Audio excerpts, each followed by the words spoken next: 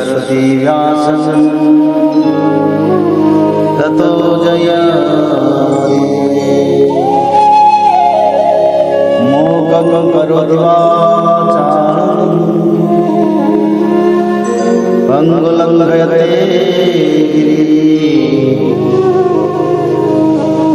यत्कृपातमहं वन्दे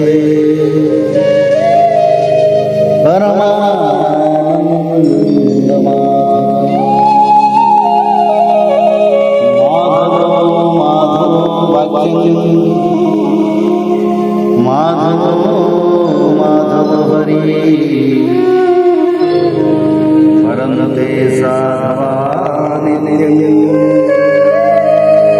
सकलकार्येषु अथ प्रथमो अध्याय यदुवंश को ऋषियों का शाप।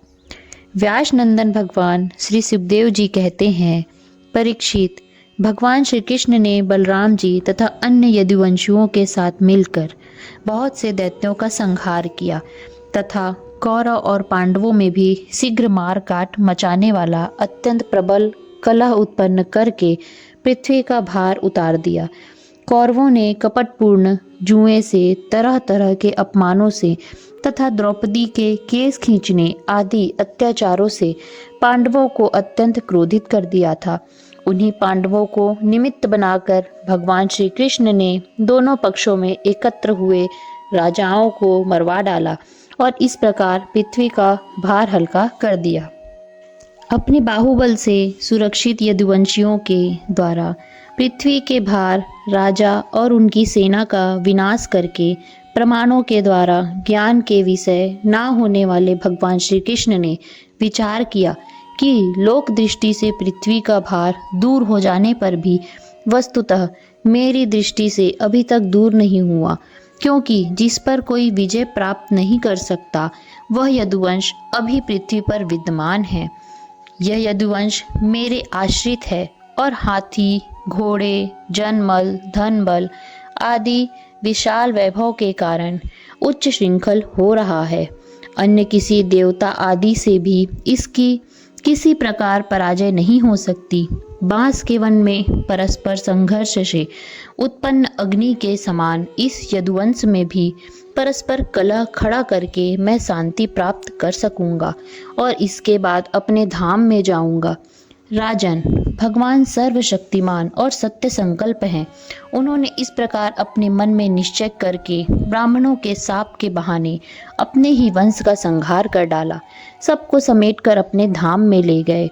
परीक्षित, भगवान की वह मूर्ति त्रिलोकी के सौंदर्य का तिरस्कार करने वाली थी। उन्होंने अपनी सौंदर्य माधुरी से सबके नेत्र अपनी ओर आकर्षित कर लिए थे। उनकी वाणी, उनके उपदेश परम मधुर दिव्याति दिव्य थे। उनके द्वारा उन्हें स्मरण करने वालों के चित्त उन्होंने छीन लिए थे। उनके चरण कमल त्रिलोक सुंदर थे। जिसने उनके एक चरण चिन्ह का भी दर्शन कर लिया, उसकी बहिर्मुखता दूर भाग गई। वह कर्म प्रचंड से ऊपर उठकर उन्हीं की सेवा में लग गया। उन्होंने अनायास ही पृथ्वी में अपनी कीर्ति का विस्तार कर दिया, जिसका बड़े बड़े सुकवियों ने बड़ी ही सुंदर भाषा में वर्णन किया है। वह इसलिए कि मेरे चले जाने के बाद लोग मेरी इस कीर्ति का गान, श्रवण और स्मरण करके इस अज्ञान रूप अंधकार से सुगमतया पार हो जाएंगे। इसके बाद परमेश्वरशाली भगवान श्री कृष्ण ने अपने धाम को प्रयाण किया। राजा परीक्षित जी ने पूछा, भगवान, यदुवंशी तो बड़े ब्राह्मण भक्त थे, उनमें बड़ी उदारता भी थी और वे अपने कुल वृद्धियों की नित्य निरंतर सेवा करने वाले थे। सबसे बड़ी बात तो यह थी कि उनका चित्त भगवान श्री कृष्ण में लगा रहता था। फिर उनसे ब्राह्मणों का अपराध कैसे बन गया और क्यों ब्राह्मणों ने उन्हें शाप दिया?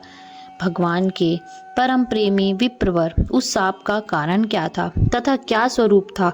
समस्त यदुवंशियों के आत्मा, स्वामी और प्रियतम एकमात्र भगवान श्री कृष्ण ही थे। फिर उनमें फूट कैसे हुई? दूसरी दृष्टि से देखें तो वे सब ऋषि अद्वैतदर्शी थे। फिर उनको ऐसी भेद दृष्टि कैसे हुई, यह सब आप कृपा करके मुझे बतलाइए। श्री सुखदेव जी ने कहा, भगवान श्री कृष्ण ने वह शरीर धारण करके जिसमें संपूर्ण सुंदर पदार्थों का सन्निवेश था, नेत्रों में मृगनयन, कंधों में सिंह स्कंद, करों में करी कर, चरणों में कमल आदि का विन्यास था, पृथ्वी में मंगलमय कल्याणकारी कर्मों का आचरण किया। वे पूर्ण काम प्रभु द्वारका धाम में रहकर क्रीड़ा करते रहे और उन्होंने अपनी उदार कीर्ति की स्थापना की, जो कीर्ति स्वयं अपने आश्रय तक का दान कर सके वह उदार है। अंत में श्री हरि ने अपने कुल के संहार उपसंहार की इच्छा की, क्योंकि अब पृथ्वी का भार उतरने में इतना ही कार्य शेष रह गया था। भगवान श्री कृष्ण ने ऐसे परम मंगलमय और पुण्य पापक कर्म किए जिसका गान करने वाले लोगों के सारे कलिमल नष्ट हो जाते हैं।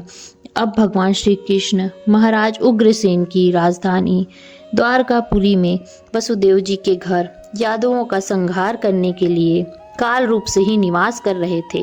उस समय उनके विदा कर देने पर विश्वामित्र, असित, कर्ण, दुर्वासा, भृगु, अंगिरा, कश्यप, वामदेव, अत्रि, वशिष्ठ और नारद आदि बड़े बड़े ऋषि द्वारका के पास ही पिंडारक क्षेत्र में जाकर निवास करने लगे थे। एक दिन यदुवंश के कुछ उद्दंड कुमार खेलते खेलते उनके पास जा निकले। उन्होंने बनावटी नम्रता से उनके चरणों में प्रणाम करके प्रश्न किया। वे जामवती नंदन सांब को स्त्री के वेश में सजा कर ले गए और कहने लगे, ब्राह्मणों, यह कजरारी आंखों वाली सुंदरी गर्भवती है। यह आपसे एक बात पूछना चाहती है, परंतु स्वयं पूछने में सकुचाती है। आप लोगों का ज्ञान अमोघ अबाध है, आप सर्वज्ञ हैं। इसे पुत्र की बड़ी लालसा है और अब प्रसव का समय निकट आ गया है। आप लोग बतलाइए, यह कन्या जनेगी या पुत्र? परीक्षित, जब उन कुमारों ने इस प्रकार उन ऋषि मुनियों को धोखा देना चाहा, तब वे भगवत प्रेरणा से क्रोधित हो उठे। उन्होंने कहा, मूर्खों, यह एक ऐसा मूसल पैदा करेगी जो तुम्हारे कुल का नाश करने वाला होगा। मुनियों की यह बात सुनकर वे बालक बहुत ही डर गए।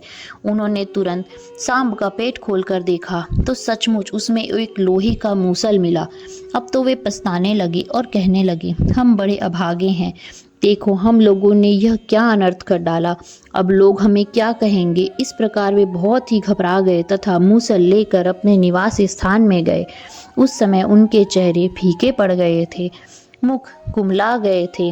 उन्होंने भरी सभा में सब यादवों के सामने ले जाकर वह मूसल रख दिया और राजा उग्रसेन से सारी घटना कह सुनाई। राजन, जब सब लोगों ने ब्राह्मणों के शाप की बात सुनी और अपनी आंखों से उस मूसल को देखा, तब सबके सब द्वारकावासी विस्मित और भयभीत हो गए, क्योंकि वे जानते थे कि ब्राह्मणों का शाप कभी झूठा नहीं होता। यदुराज उग्रसेन ने उस मूसल को चुरा चुरा कर डाला और उस चूरे को तथा लोहे के बचे हुए छोटे टुकड़े को समुद्र में फेंकवा दिया। इसके संबंध में उन्होंने भगवान श्री कृष्ण से कोई सलाह नहीं ली, ऐसा ही उनकी प्रेरणा थी। परीक्षित, उस लोहे के टुकड़े को एक मछली निगल गई और चूरा तरंगों के साथ बह बह कर समुद्र के किनारे आने लगा। वह थोड़े दिनों में एरख बिना गांठ की एक घास के रूप में उग आया। मछली मारने वाले मछुओं ने समुद्र में दूसरी मछलियों के साथ उस मछली को भी पकड़ लिया।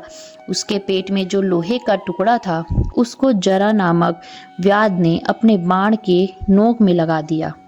भगवान सब कुछ जानते थे, वे इस सांप को उलट भी सकते थे, फिर भी उन्होंने ऐसा करना उचित ना समझा।